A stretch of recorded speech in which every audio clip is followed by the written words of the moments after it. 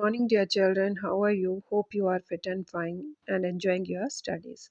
So, children, earlier we read about map, components of map, and history of map making. Now, let us move ahead towards another topic, components of map. So, let us now study the language or the components of the map which help us to read और interpret a map. Components of the map हमें help करते हैं बच्चे map को read करने में और इसे समझने में. तो मेन कंपोनेंट्स क्या क्या हैं? Scale, direction, symbols and colour scheme. Okay, so scale, as we already discussed about scale, जैसे कि आप जानते हैं ये मैप जो है लार्जर एरिया को शो करता है बेटे स्मॉल शीट ऑफ पेपर पे. Okay, so each map is drawn according to a scale. जो भी मैप होते हैं सारे के सारे स्केल के अकॉर्डिंग ड्रॉन किए जाते हैं. जो मैप स्केल होता है ये रेशो होता है बच्चे दो डिस्टेंस के बीच में between 2 points on a map with the corresponding distance between the same points on the ground. ठीक है, जो ग्राउंड का हमने बड़ा लार्ज एरिया दिखाना है वो मैप पे किस स्केल पे दिखाया जाए. ओके, जैसे कि आपके बुक में एग्जांपल दिया है, डिस्टेंस माना गया है कि मैप पे 1 जो सेंटीमीटर है वो ग्राउंड का कितना है 5 किलोमीटर्स. ठीक है, so the scale written on the map. तो स्केल लिखा होता है कई बार मैप पे, तो वहाँ पे ऐसा लिखा होगा same like this 1 centimetre is equal to 5 kilometre. इस तरह से मैप पे वहाँ पे लिखा होता है कि हमने कितना स्केल लिया है. Got it. तो स्केल इज़ वेरी इजी. हमने इसे कई बार डिस्कस किया है कि मैप तो बहुत छोटा होता है तो उसमें बहुत बड़े लार्जर एरिया को दिखाने के लिए हमें स्केल छोटा लेना पड़ता है ग्राफ की तरह. Okay, let us understand map scale through this map pic. As you can see here that in this map scale is taken as 1 centimeter is equal to 940 kilometre. आप सेंटीमीटर और kilometre वाला ही समझेंगे, ऊपर inches वाला रहने देंगे, वो थोड़ा बड़ी क्लासेस के लिए. सो इसमें जो स्केल लिया गया है वो थोड़ा और छोटा लिया गया है. For example 1 centimetre is equal to 370 kilometres. यानी कि मैप के 1 सेंटीमीटर को मान लिया गया है ग्राउंड के 370 किलोमीटर्स के equal. Okay, and in this map again 1 centimetre is equal to 160 kilometer it is taken as. Okay, and in the last one 1 centimeter is supposed to be 13 kilometers. तो आपको समझ आ गया कि ग्राउंड के जो ज़्यादा किलोमीटर्स होते हैं मैप स्केल में उनको छोटा दिखाया जाता है. Okay, I think it's clear to you. Do you know mostly scale is represented in a form of a linear scale or representative fraction. जैसे कि यहाँ पे आपको एग्जांपल दिया है, यू कैन सी 1:500, जो कि मैं आपको बार बार एग्जांपल देते ही रहती हूँ कि 1 centimetre on the map is representing 500 kilometre. Same जो मैं बार बार एग्जांपल देती हूँ वही कि मैप 1 सेंटीमीटर और 500 जो है आपका वो ग्राउंड के 500 किलोमीटर्स. Got it. तो रिप्रेजेंटेटिव फ्रैक्शन इसे बोलते हैं. ऐसे ही मैप में इसे शो किया जाता है. Got it. Then children, there comes second component, that is direction. It is the second component of the map, very important. तो directions जो होती हैं क्या इंडिकेट करती हैं बच्चे? Location and position of the places in relation to each other. Okay, north, south, east and west, ये तो 4 कार्डिनल मेन डायरेक्शंस होती ही हैं.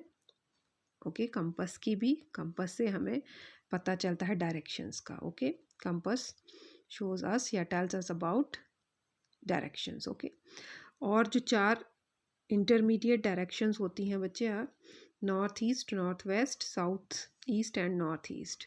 सच as there are 4 main directions, cardinal directions: north, south, east, waste.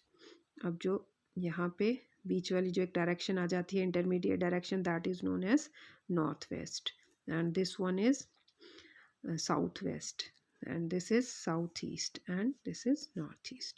So there are 4 main directions and 4 intermediate directions. Got it? So children, अगर हम field में हैं या ocean में ट्रैवल कर रहे हैं बच्चे, सो हम कंपास यूज़ करते हैं टू फाइंड द डायरेक्शन. तो कंपास हमें क्या करती है? डायरेक्शंस के बारे में बताती है। तो कंपास में क्या होता है बच्चे, मैग्नेटिक नीडल होती है, मैग्नेट से बनी हुई नीडल जो रोटेट करती है freely on the pivot.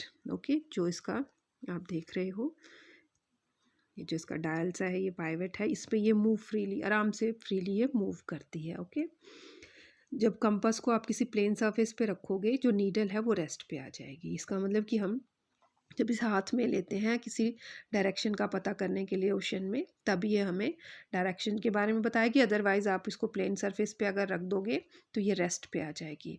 Okay, rest का मतलब है कि ये हमेशा ही नॉर्थ को पॉइंट आउट करती है, और north direction is always at the top of the map. Okay, north हमेशा टॉप की तरफ होती है, तो नीडल आपकी ऐसे आ जाती है रेस्ट में, नॉर्थ और साउथ की तरफ इंडिकेट करते हुए। दोनों टाइप में, दोनों तरफ है ना बच्चे नीडल आपकी, ये रही और एक ये रही। तो जब ये रेस्ट में होती है तो वो नॉर्थ और साउथ की तरफ इंडिकेट करती है। Okay, keep the compass away from the metallic objects. जो मेटल से बने हुए ऑब्जेक्ट्स हैं बच्चे, उनसे कंपास को दूर रखना चाहिए। इसकी वजह से फॉल्स रीडिंग आ जाती है, फॉल्स डायरेक्शन बता सकती है आपको कंपास। ओके, क्योंकि ये मैग्नेट से बनी होती है तो ये मेटालिक ऑब्जेक्ट्स की तरफ अट्रैक्ट होती है अगर आप उन्हें ज़्यादा क्लोज रखोगे कंपास के, तो ये फॉल्स डायरेक्शन भी कई बार बता देती है।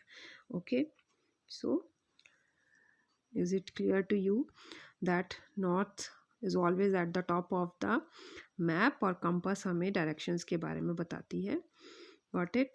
Then there come symbols. बच्चे, जो मैप होते हैं, मैप में बेटे कुछ सिम्बल्स ऐसे होते हैं जो, जैसे कि forest, reverse, hills, railway lines और रोड्स, ये जो होते हैं सब सब ना कुछ कॉमन सिंबल से शो किए जाते हैं, मतलब। Okay, with the help of common symbols we can read a map made in any country without knowing the language of that country. As I have told you कि map को कोई एक अनपढ़ आदमी भी समझ सकता है अगर उसके कॉमन सिंबल सेम हो सारी कंट्रीज़ में। जैसे कि कुछ कॉन्वेंशन, इन्हीं सिंबल्स को बच्चे क्या कहा जाता है, conventional symbols. These are known as conventional symbols, जो कि सारी कंट्रीज़ में सेम होते हैं कुछ कुछ चीज़ों के लिए। इससे फिर सभी समझ जाते हैं कि ये मैप क्या दिखाना चाहता है। Okay, for example you can C at last of your page, these are conventional symbols as you can see that। जैसे बाउंड्रीज दिखानी हो ना बेटे मैप में, तो किस तरह से दिखाई जाती हैं, as you can see here. ये जो आप सबसे पहले बाउंड्रीज देख रहे हैं, ये इस टाइप से लाइन बनी होती है।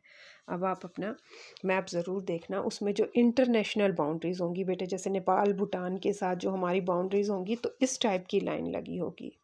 ओके, और बीच में डॉट टाइप से, और फिर एक बीच में इस टाइप से है। ओके, तो इस टाइप की इंटरनेशनल बाउंड्रीज होती हैं, और स्टेट के बीच में इस टाइप की बाउंड्रीज होती हैं।